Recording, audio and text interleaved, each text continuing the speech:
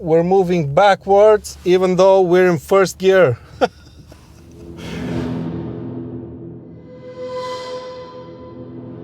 Now, I have to be honest and say that before I made the decision to buy a BMW M2 Competition with a DCT transmission, I was really worried that it would make the car too easy to live with and not as much fun to drive. But after 2 months and more than 10,000 kilometers driven in it, I'm happy to report that the DCT M2 Competition is just as special as the manual M2, but in a different way. So in today's video, I'm gonna talk to you about BMW's DCT double clutch transmission, and I'm gonna tell you some of its best quirks and features.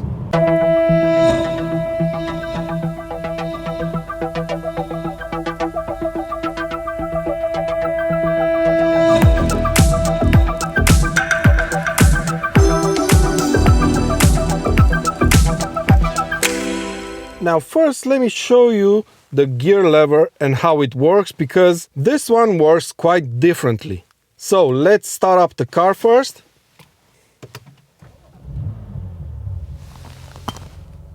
As you can see, the car is now in park mode. If you want to put it in neutral, you just have to push it to the left.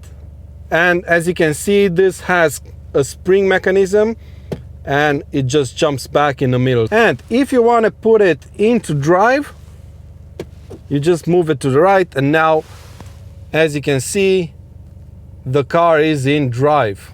So we're back in neutral now. And if you want to change gears by yourself from the gear lever, you just press it forward to go down a gear and drag it towards you to go up a gear, right? Easy peasy.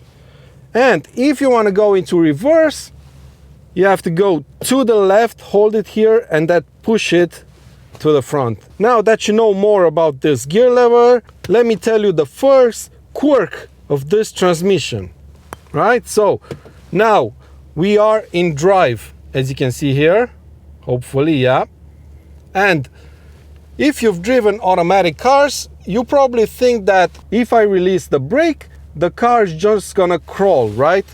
Meaning it's gonna move forward by itself.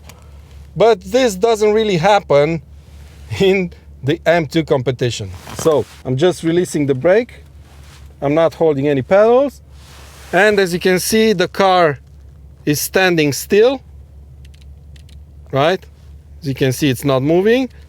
But as you can see here, the car is still in drive. So in order to drive off, you need to tap the accelerator, and only then does the gearbox engage, right? But the problem with the no crawling feature that this DCT transmission has is the fact that if you end up on a hill, the car is in drive, and you let go of the brake, it only holds the car there for about 1 or 2 seconds, and then you start rolling back down the hill. Let me show you that. So again, first gear, as you can see, I'm letting go of the brake now, and we're moving backwards even though we're in first gear.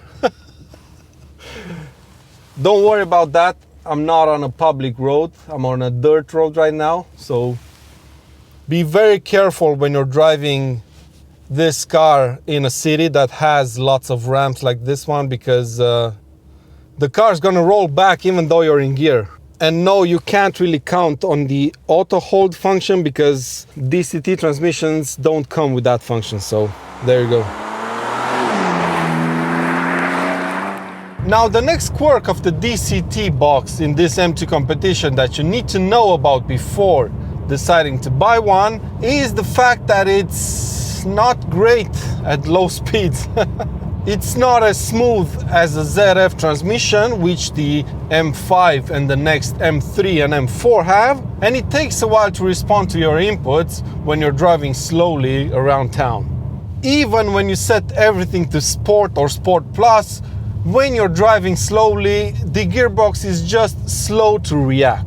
Another good example of this behavior is when you're trying to maneuver the car in a parking lot, for example. And when you switch from going backwards to forwards or the other way around, you need to count to 2 in your head before you press the accelerator, because otherwise nothing's really gonna happen. Now, the last feature I want to tell you about this car, and probably my favorite, is the fact that it's highly configurable. It doesn't really have a sport mode per se, but this button over here behind the gear lever makes all the difference in the world. So this button over here gives the transmission 3 modes in which to operate, right? They don't have any names, they're just 3 steps basically. So in the first one, this transmission basically acts like any other automatic transmission on the market, and it's gonna drive you insane by trying to keep the revs of the engine as low as possible. Having said that, I have to admit that this mode is quite useful when you're just cruising around outside of the city, when you don't really need high RPMs in order to drive around, right?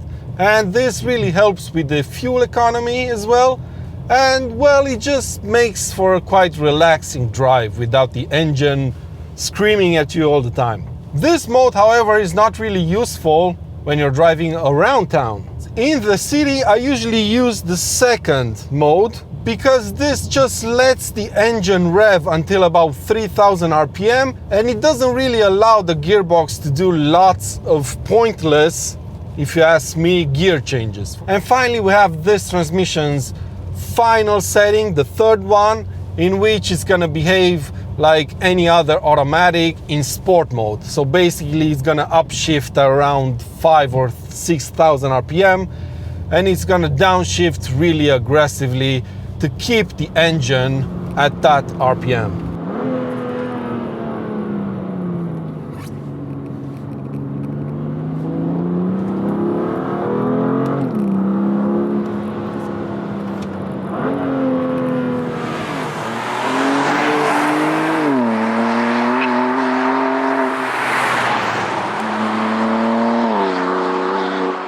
And the other cool thing about this button is the fact that it also controls the gearbox shift velocity. So, for example, if you have it in the third mode, right, the gear changes are gonna be quite, dramatic. You're gonna feel every upshift and downshift, which is really cool when you're driving on a B road and you're just on it basically. And if you want to shift gears yourself around town or outside of the city, you can just use the first or second setting in manual mode. But that's been it for today's video, my friends. I really hope it helps you decide between buying a manual M2 Competition or an automatic one.